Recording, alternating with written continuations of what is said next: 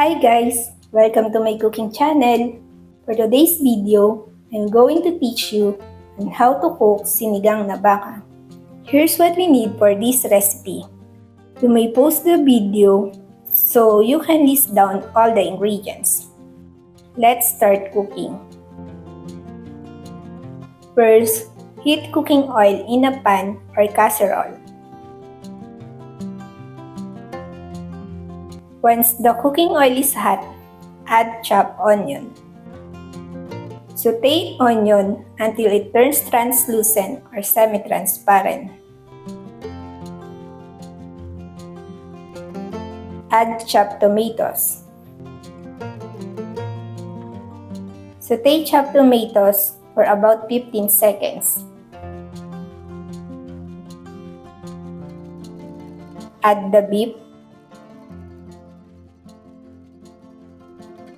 Sauté beef for about 15 seconds. Cover and simmer for 5 minutes on medium heat.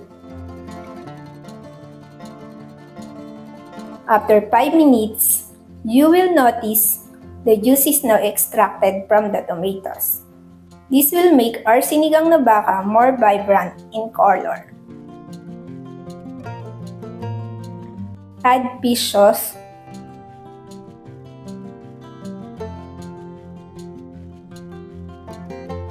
Ground black pepper.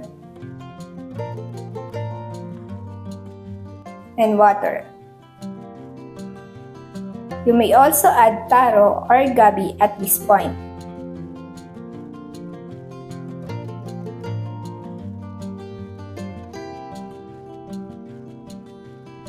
Cover and simmer for 1 hour on high heat. Add water if needed.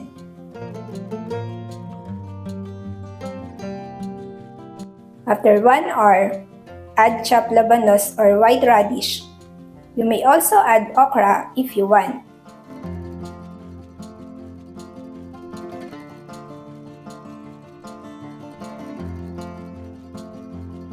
Cover and simmer for 5 minutes on medium heat.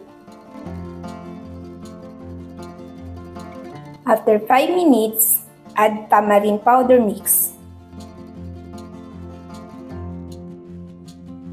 siling haba,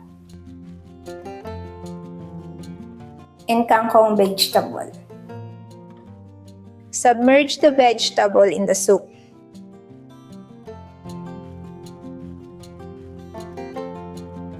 Cover and simmer for 3 minutes.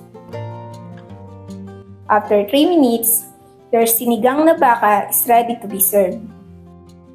Thanks for watching guys! Please like and subscribe for more cooking videos. Bye!